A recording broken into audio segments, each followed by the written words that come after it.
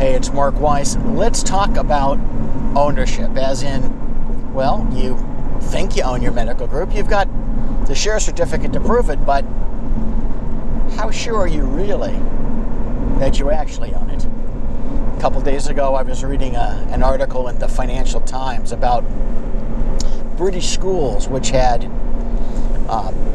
expanded to,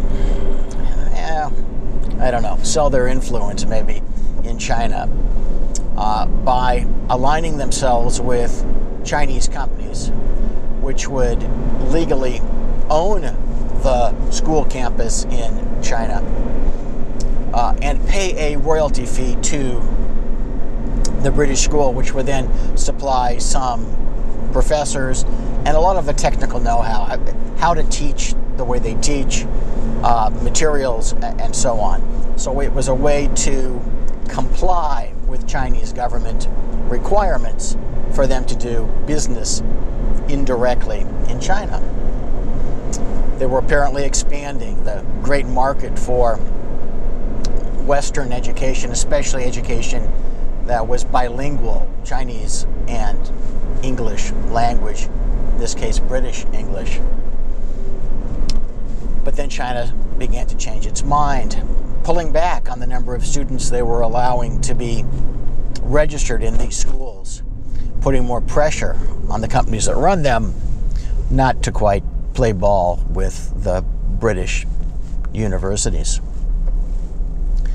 So here the British universities thought they owned or had invested in and were going to profit from a method of doing business on someone else's turf, only to have the rules changed without really a vote.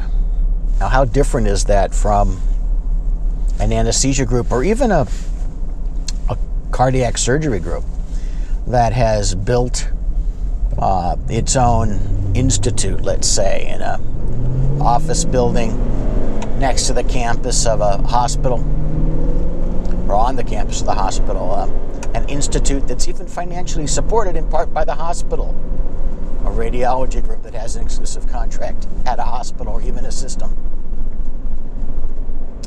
Do you really own that business?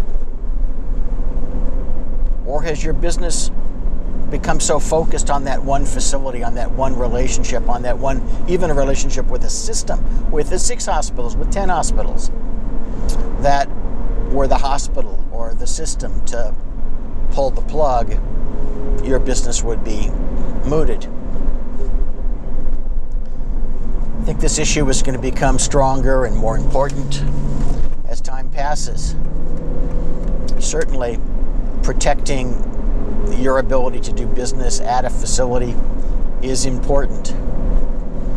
But query whether by putting all of your eggs in that basket, you've given so much power to someone else that they can decide matters that are normally yours to make, yours to decide on, or even worse, can essentially pull the plug on your business. Contracts that give you exclusivity are not always good if they're your only contract. Relationships that are sole relationships sound great as long as they're healthy. But if you don't have any say in whether they're going to become unhealthy, you're our favorite flavor until you're not, then it's another situation entirely. This is not a hospital-based physician issue alone. Unfortunately, I've seen this issue come up in connection with surgical groups of various stripes that had very close relationships, close monetary relationships with hospitals for decades, only to have the plug pulled because they were no longer the flavor of the month.